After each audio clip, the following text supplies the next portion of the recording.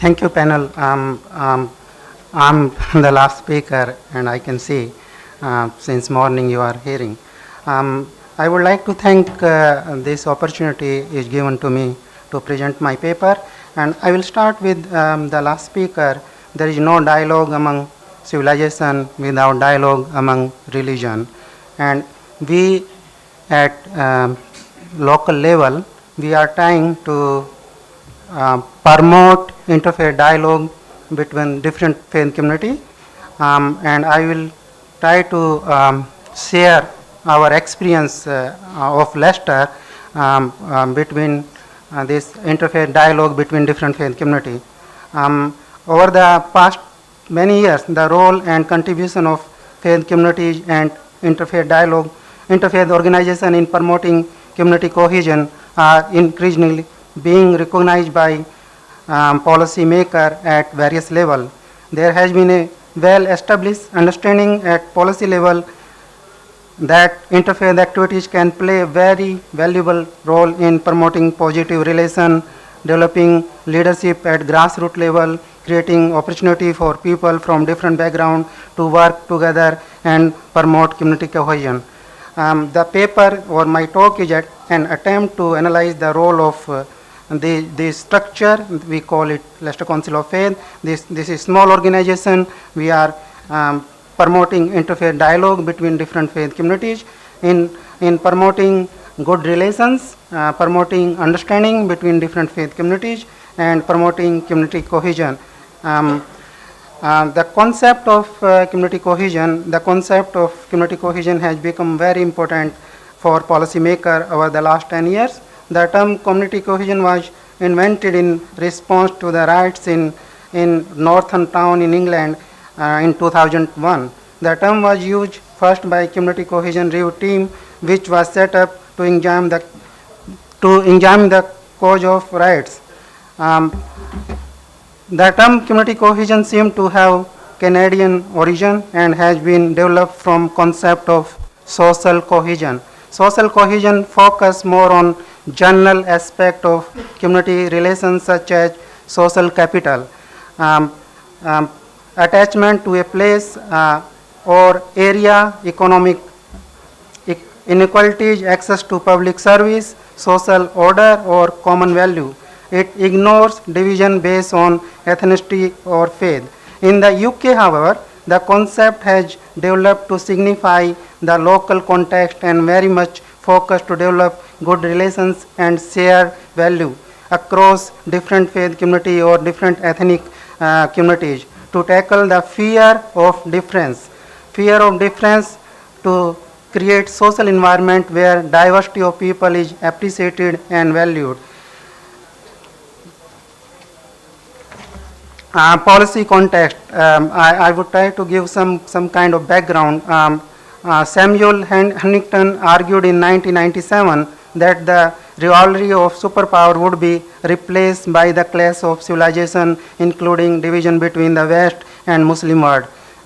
This was published in 2002. Since the publication of this book, the issue of faith has become more challenging, and it has been widely recognized that it has a very important role in framing people identity or multiple identity and influencing their value, attitude and behavior. It is very important to mention that the term community cohesion was used by Community Cohesion Review Team in UK to signifying that the changing of attitude and value were crucial in repairing the fracture between different communities. Before, the focus of social cohesion had been on tackling the structural, before the focus, before that, this was the tackling of structural inequality caused by difference of gender, ethnicity, culture, relative wealth, and social class. Social identity theory is based on assumption that we have a natural tendency to place ourselves in one group and socially category people in relation to that group. However, the contact theory explains the impact of cross-cultural or intergroup contact. It suggests the way in which attitude to others is shaped by contact and by lack of that contact. The research in this field suggests that meaningful contact between people of different background, different of faith, can help to break down barriers and prejudice. There was some kind of consultation in UK, this called face-to-face consultation, highlight the importance of relationship between people of different faith and belief. It also aims to create more local opportunity for both face-to-face dialogue, which support a great understanding of shared values as well as appreciation of diversity or differences. The side-by-side collaborative actions which people come together and share their time, energy, resources and skills to improve their local background, local community. It has been confirmed by Commission on Integration and Cohesion in UK that interfaith interaction has an important role to play in building integration and community cohesion. I would like to give some relation between this strong social capital. It has been argued by many scholars that faith traditions have played very significant role in various parts of world, rebuilding solidarity in a fragmented society. Faith communities are considered important resources to develop the social capital through their networks, value and skills. However, strong bonding capital, if not balanced by strong bridging and linking social capital, can be seen as divide and isolation.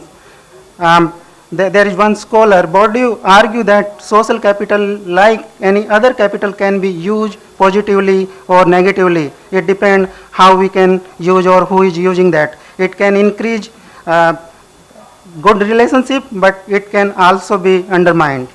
I would like to give some background of Leicester. Leicester is a very small city. It's near Birmingham in UK, and it's very unique one. It's very unique city, and this is the first city in UK or England where the majority is composed of combination of minority population. Now the host community or white community in minority there, and the migrant community are majority there, in majority as per 2011 census. In 2011 census, the official population of Leicester is around 300,000. However, since 2001, there have been two new waves of immigration. Between 2002 and 4, many people of Somali origin, they have come to Leicester from different parts of Europe and settled in Leicester. And in 2005, since Poland, Romania have right to become full-fledged EU country, there is a lot of people from Polish background and Romania, they have come to Leicester and settled there. In terms of faith, as per 2011 census, 44% of people in Leicester identify themselves as Christian, 14.7% are Hindu, 11% are Muslim, and 4.2% of Leicester population identify them as Sikh. And there are few very small community of Baha'i, Jewish, and around 500 family are Jain tradition. I'm not sure whether you are aware of, there is one Indian origin religion, this is called Jainism. So there are around 500 family there. It's also interesting to know that in terms of ethnic background, as Leicester has a large and diverse ethnic minority, Leicester City Council estimates that 60% of Leicester population is,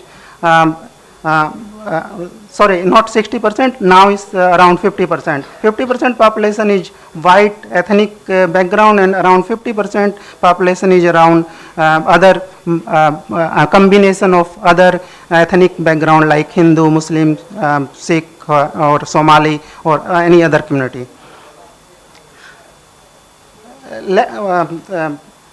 Leicester is unique among, Leicester has one of the highest,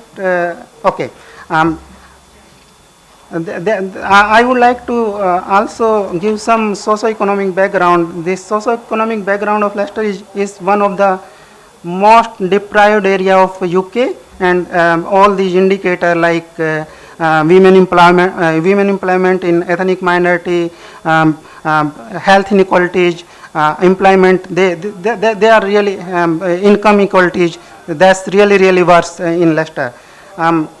The background of Leicester Council of Faith in 1983, when then PM of Prime Minister of India was assassinated or killed, there was a lot of tension between different South Asian community in Leicester, and the community leader or city council, they thought they how to tackle this problem, and they were decided to establish some kind of platform to give some kind of facilitate different faith community to express their concern. So Leicester Council of Faith was established in 1985, and since then it has been supported by a different group or city council, and it has very strong partnership with faith community, volunteer organization and service provider.